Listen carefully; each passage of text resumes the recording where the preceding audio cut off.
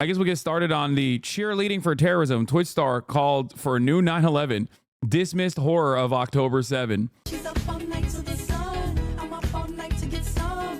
Hasanpiker, a far-left Twitch streamer, broadcast propaganda to millions of his impressionable fans by Andrea Margolis. Now, yeah, they want 9/11 too, baby. Now, I knew that they were gonna... I knew that they were gearing up for this fucking idiotic hit piece a while back. She did reach out for comment. My comment is in the article. It's just all the way in the fucking bottom of the article. Okay? Like, they put my response at the bottom of the article, which is pretty funny. After pumping it full of, like, ridiculous nonsense. But look... This is fair and balanced, okay? Fox News, best in journalism, best use of journalism out there. Doing a hit piece like this, doing a cancel culture hit piece like this is really funny. But real American patriots are gonna get mad if this makes its way to like actual Fox News editorial stuff. Then it's a problem. But if it's you know, as long as it just stays on the digital platform, it is what it is. If it gets onto the editorial side, then like, yeah, conservatives will come up my ass again, over and over again, trying to kill me. But overall, this is slander you should sue. That's not how this works, man.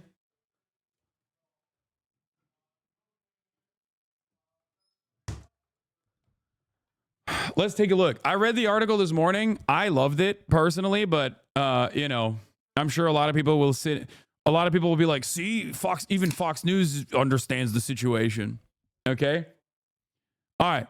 First on Fox, a popular Amazon-owned video platform geared towards teenagers and young adults is filled with extremist content, including one of its biggest stars praising terrorist groups and even blithely calling for another 9/11 to his 2.9 million strong audience, according to a Fox News digital review. Okay, what is this? They hyperlinked 9/11. Hey guys, if you don't know what 9/11 is, okay. Hasanpiker, who has millions of followers on Twitch, has broadcast propaganda from Yemen's Houthis, framed violent terrorist acts as resistance, expressed sympathy for extremist groups who target civilians, and downplayed the October 7 attacks against Jews in Israel. Piker's shocking diatribes are among the most popular on the video game streaming platform, which allows viewers to listen to their favorite personalities opine on topics ranging from pop culture to current events while playing video games. It doesn't fucking matter if rapes happen on October 7, Piker said in a May 22nd stream. It doesn't change the dynamic of Palestinians and Israelis for me. I wonder what I was saying there. Oh, that's right. I was talking to a random person who was saying that rapes did not actually take place on October 7, and I was telling them, no, there is a likelihood that they did, but that doesn't justify genocide.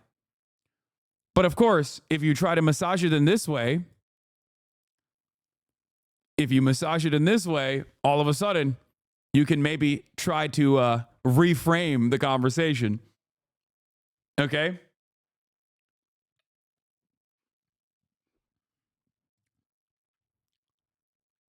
So,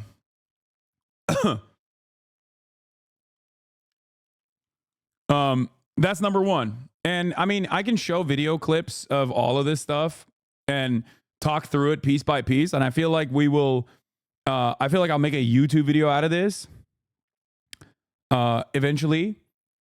But starting off, does anyone have the Hasanabi Productions video? Because that responded to Richie Torres, because this was originally posted by Richie Torres, a 17-second clip that they used. They put the clips in the article. You don't need to look them up. No, I'm not talking about just the clip in the article. I'm talking about like the actual the actual longer explanation. Guys, stop sending me the video on the Fox News website. I know what their clip chimps are. That's not what I'm looking for. I'm looking for a specific... Oh, here it is. Okay, here's the context. Ridiculous. Okay? That's ridiculous. By the way, none of which justifies Israel's actions. So it doesn't even matter. None of this justifies that Palestinians have a right to dignity, a right to emancipation, a right to live fucking free lives, free from this occupation. Doesn't matter. Doesn't matter if fucking rapes happen on October 7th. Like, that doesn't change the dynamic for me even this much. Wow, I wonder why they clipped the beginning. Okay, this doesn't even show the full context. Okay? Because right before this, I'm actually arguing with a chatter who says rapes did not happen. Why are you saying that they did? And I'm saying that there is a likelihood that rapes did happen on October 7, but that doesn't justify genocide. Okay? Here's the original clip. Oh, here. Evidence. There is, however, evidence. There is, however, real evidence as far as like first-hand accounts and testimony, even second-hand accounts and testimony from hostages. So that part is real. That did happen, which is very important, and that was a part of the UN investigation that was conducted. So that's also a broader conversation about like the UN investigation. Okay. The full 12-minute clip. Richie Torres tweeted about me. Oh, you know. No, just go to the original. We got to find the original, not just like Hasanabi Productions clip. Or not even October 7th, but because like the original keep seething. Oh, I'm seething, man. I'm so mad. Can you tell? Look at how mad I am. Oh my God.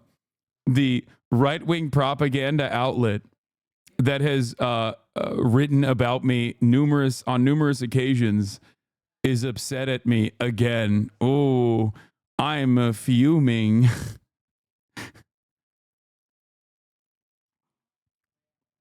I'm fuming. I'm seething. My face of, unbridled rage. Here, let me see if we can find the actual VOD that it's from. Bro, calm down. I can't. I'm shaking. I'm shaking with anger. Be a little mad. I feel bad for them. Oh,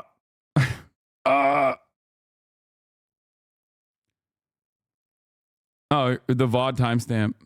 Oh, here.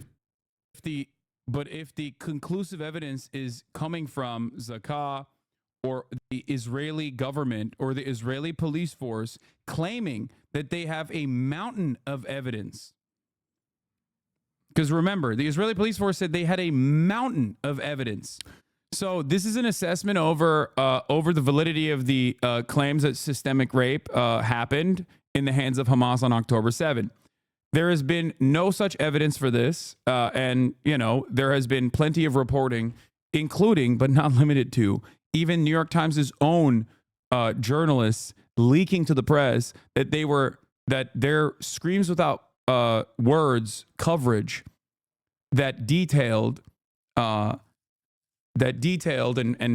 genuinely editorialized like October 7, claiming that mass rapes had happened in the hands of Hamas militants and it was directed by Hamas, was not meeting the editorial standard of the paper of record. Okay, this is my slander would kill my self-esteem. I don't know how you do it. I just know I'm on the right side of history, and I know that at this stage, most people understand that this is the one method that many people have that want to defend Israel. Will then just instead of actually like openly defending Israel when it's like very clearly indefensible. People will then turn around and just say like, oh, no, all the naysayers are actually doing it for some cynical anti-Semitic purposes. That's it. Most people know. Most people understand it. At this stage, if you have seen the genuine human toll, if you've seen the casualties, if you've seen the tents on fire, if you've seen the Israeli government bomb elderly people trying to get flour and bring it back to their houses. And you read this article and you go, yeah, this guy seems like a real vicious anti-Semite with all of these fucking stupid ass clips out of context. Like, yeah, no, it's just a hit piece. And most people understand where Fox News is coming from. Yeah, what they were clipping, what? They're clipping this. Stop! Stop fucking around. Okay, here. This is the full context. I think this was the full context. I think this is when I had no evidence whatsoever. It's ridiculous. Like first, wait, where I pull up a chatter? Oh, here. What do you mean? Because so a chatter comes in and says, how do you dismiss accounts of kerosene and burning, but do not dismiss sexual violence? Okay. And I tell them the reason why I don't dismiss offhandedly incidents of sexual violence on both October 7 and beyond. And I'll explain exactly why here. There is no evidence whatsoever for one. It is completely and utterly made up. But there is a likelihood for the other, and also evidence as far as firsthand testimony from a hostage. The fuck? That's the difference.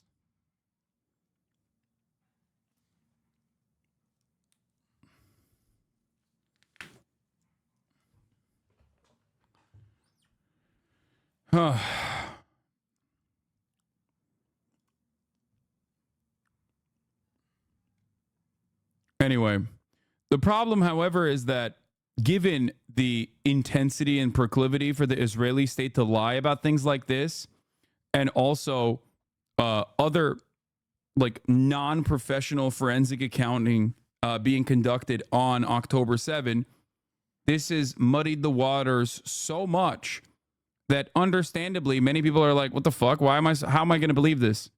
How am I supposed to believe anything that Israel says? It's a perfectly valid fucking criticism to have against the state that has lied every single step of the fucking way.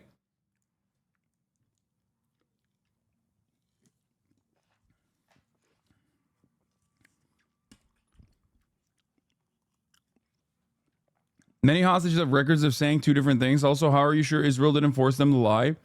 That's ridiculous. By the way, none of which justifies Israel's actions. So it doesn't even matter. None of this justifies that Palestinians have a right to dignity, a right to emancipation, a right to live fucking free lives, free from this occupation. Doesn't matter. Doesn't matter if fucking rapes happen on October 7. Like, that doesn't change the dynamic for me even this much. So that's the other part of this problem that many people that can't contend with. Like, the Palestinian resistance is not perfect. They're not like so good. They have magical bullets, and there's no criminal elements that could have conducted themselves very differently. Like that doesn't change the dynamic for me at all. It's so fucking stupid to act like, no, they're perfect. They were perfect on October 7, and they were conducted themselves perfectly. But these kinds of stories delegitimize Palestinian resistance? No, it does not. What the fuck are you talking about? No, you think it delegitimizes Palestinian resistance. Okay? You think so. I don't. The fuck? That's why this is so silly. Like, it is an ongoing conversation that I'm having with someone who is saying, no, rapes definitely did not occur. And why are you even saying that they might have occurred? Okay. And they clipped 17 seconds of that to say, they clipped 17 seconds of that to literally claim falsely that I'm saying like, oh yeah, Palestinians are raping as a form of resistance. They imply. They said, it doesn't matter if fucking rapes happen on October 7th, Piker said in a May 22nd stream. It doesn't change the dynamic of Palestinians and Israelis for me. Which is, again, yes, that is literally my assessment. Yes, I do not think that sexual assault occurring I do not think that sexual assault occurring justifies genocide. I don't. You cannot engage in ethnic cleansing because sexual assault happened. That is fucking psychotic. So yeah, I think I'm valid. Okay? If you were to look at that clip in that short period of time and say, oh, Palestinians were doing resistance rapes and Hasan thinks that's good, then you're a fucking idiot. That's not what I'm saying at all.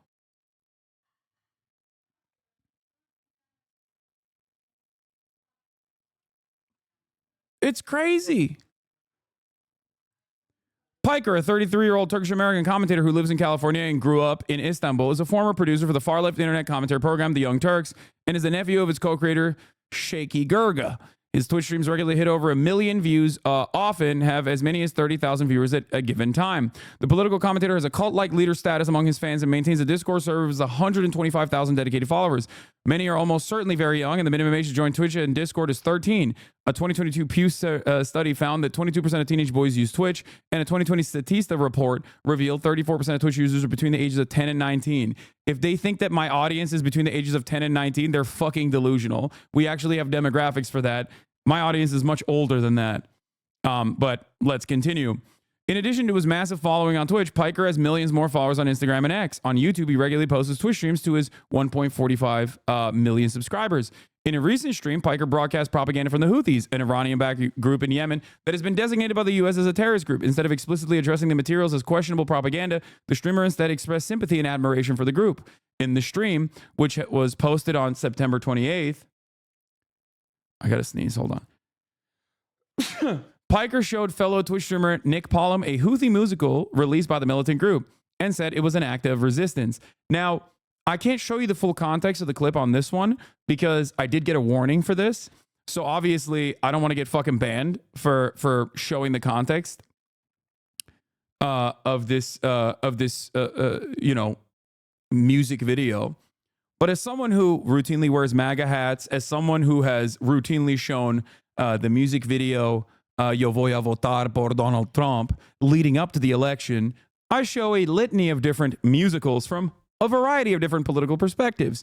If you were to compare this to, I don't know, ISIS propaganda videos, you would be wrong. There is obviously a very clear difference there, okay?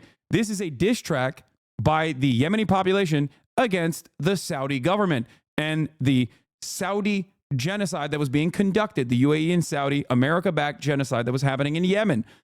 This was to showcase to Nick Pollum over a 5-hour conversation about the dynamic between resistance groups and the way that they're covered and all this shit, and the people that are on the receiving end of the bombing campaigns. So they clipped this and said they do musicals about like their fucking actions all the time, Piker said, of the terrorist propaganda. They love walking over the American flag and the Israeli flag side by side. I did say that. They do not care about the heavy missiles. They will literally take the war to them no matter what. For them, it's an act of resistance. You know what I mean, he added. During the same stream, Piker broadcast propaganda video of armed Houthi terrorists seizing a cargo ship and expressed admiration for the group. They're flexing, Piker said. You have to understand, this is a deterrent. Their goal is to film it and show it to the world. So they have to massage this with statements like this when what I'm talking about there is, pretty obvious, pretty clear. Yes, they openly stated their desires for why they wanted to implement a blockade on the Red Sea. America institutes blockades all the fucking time, and that is seen as a perfectly valid and perfectly normal, perfectly permissible situation. These guys, regardless of their own internal dynamics, regardless of their own personal politics that I clearly do not agree with, I'm explaining what their framework is, and I'm offering analysis, okay? But these people, unfortunately, don't want that.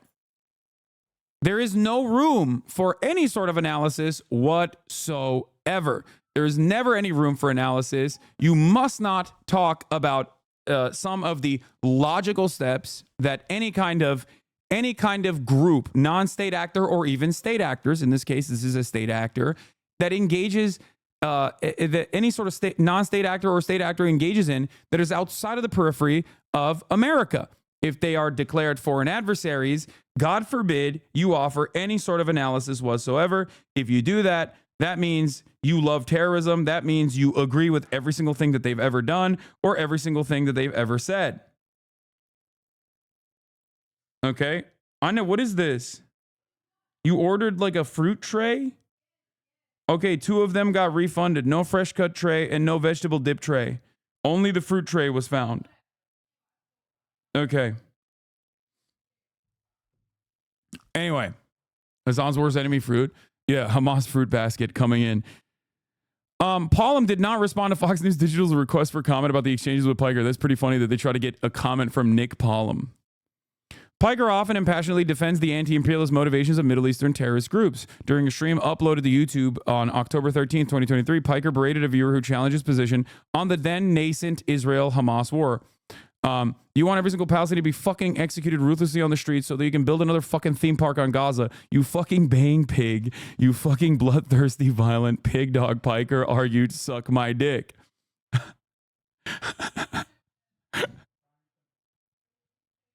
That one, that actually, didn't that go viral on TikTok too? Yeah. I said, you don't want solutions. You don't want to understand why this violence happens. I do. Okay? You just want to say, nope, they're barbaric, violent monsters that have no reason to do what they're doing and instead are operating on the boundaries of unlimited anti-Semitism and omega violence that they want to engage in. There is no reason for people to, feel a certain type of way about a nation state that is an apartheid, that is currently conducting a genocide that has dominated the Palestinian population for 75 fucking years. Once again, analysis not allowed. Though Piker says he's not aligned with Hamas and called October 7 attacks one of the most unjustifiable, unimaginable, and ongoing acts of cruelty shortly after they began, his rhetoric has become more extreme since the Israel-Hamas war began, and he routinely defends violent Palestinian actors from any criticism. This part is really good. I don't feel comfortable placing the blame of a violent settler colony that has killed and displaced tens of millions of Palestinians on Palestine. I don't feel like it's appropriate to lay the blame in the hands of anyone that is resisting against their own brutal occupation, Piker said in an October 19th YouTube video about the death of Hamas leader Yahya Sinwar. During an April 18th stream, Piker expressed that Hamas was the lesser evil next to the Israeli military. Now, this part I really like. Why do I really like this? Because they put my full fucking quote in here, and it is objectively true. Hamas, unironically, is the lesser evil of the two, the streamer said. If you look at the civilian casualties, if you look at the civilian deaths versus the deaths of soldiers, Hamas's percentages are infinitely better than Israel. That's just facts. So, no, Hamas is the lesser evil. It's true. Why are you posterizing my dubs on Fox News? It's correct. That is objectively correct. There is no lie told there. You cannot look at the numbers on the board and act like I'm saying anything that is false here. That's why I really like this article, for the record, because they didn't do the classic, like they did the bad faith framing, they did the classic clip chimping, all of that stuff, clips out of context, whatever. And that stuff I can, showcase the truth on. But if they're just going to show my honest perspective, then yeah, I'm there. Yeah, you can disagree with it, but I guess that would allow that would mean that you have to disagree with the truth.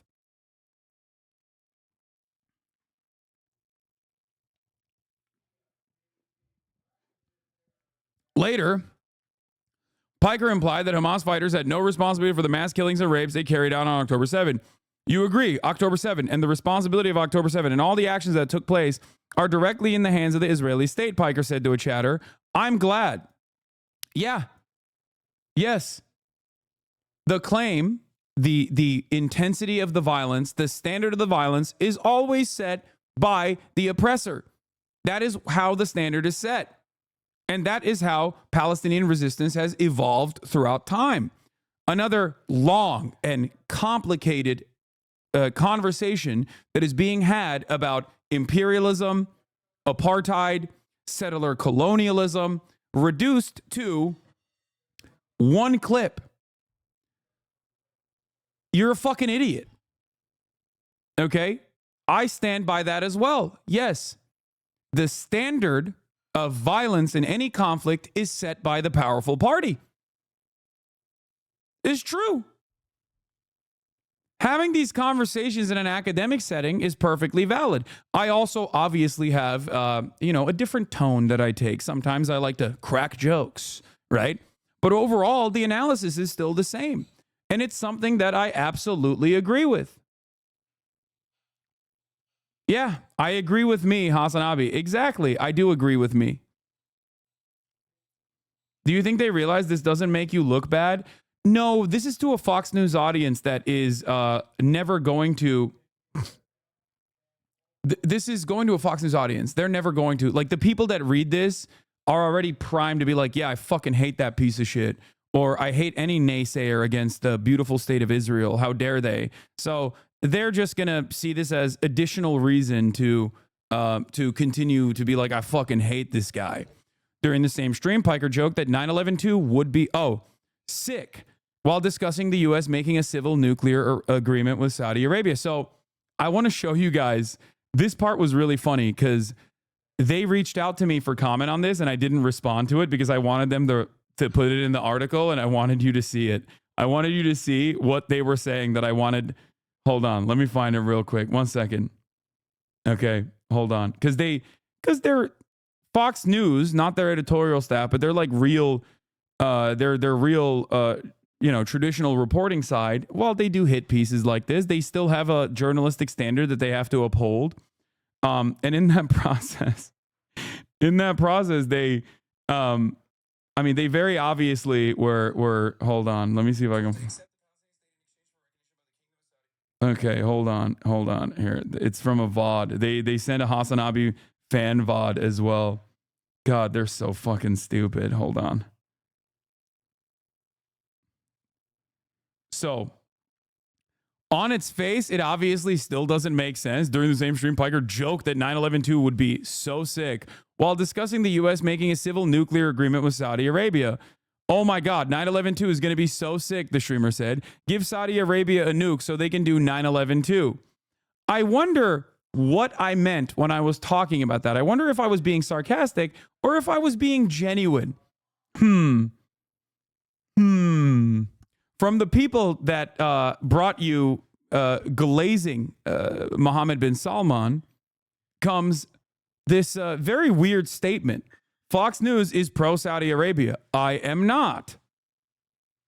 But here, let's watch the actual video so you get a better understanding of what I was saying in the process of criticizing. It says in the same sentence above the link that you were joking. I know. But there's a difference between how I was joking and how they're implying I'm joking. They're making it seem as though I am excited at the prospect of another 9/11, that I want to die in a 9/11/2. Okay? That's not the joke. The joke is, why the fuck would you give the 9/11 country nuclear arms? Okay? Hold on. Fox News hitting the hold on. Let me pull it up. It's great. Like I said, because of their interest in doing like some level of honest journalism, even if they don't always actually hit that standard, Fox News still obviously portrays things in a much better way, in a much more honest way than like some random fucking dumbass Redditor does, which is why I think this didn't meet the standards that they were trying to get. Okay, so hold on. What is this? At around 3:29:13, he joked that 9/11/2 would be so sick. 3:29. Oh, here. But they also simultaneously say UN is Hamas. It's like, bitch, if UN is Hamas, then fucking no more Israel, I guess. Fuck you mean? Where'd that Israeli chatter go? The United States is making a fresh push for the state of Israel to accept the Palestinian state in exchange for recognition by the Kingdom of Saudi Arabia. In exchange for recognizing Israel, the United States is offering Saudi Arabia a more formal defense relationship and assistance in acquiring civil nuclear power. Yes, let's go. Give Saudi Arabia the nukes, bro. Fuck it. Fuck it, dude. Fuck it, baby. Nuclear proliferation for Saudi Arabia pronto. Okay? Let's go. Fuck it, dude. A little bit of YOLO mode. Dude, oh my God, 9/11/2 is going to be so sick. Give Saudi Arabia a nuke so they can do 9/11/2. It's Jover. Whoo! Let's fucking go, baby. Let's go. if you look at this and you go, wow, he is sincere. He's joking in that direction because he likes the potential for nuclear proliferation. You're a fucking sociopath. I am in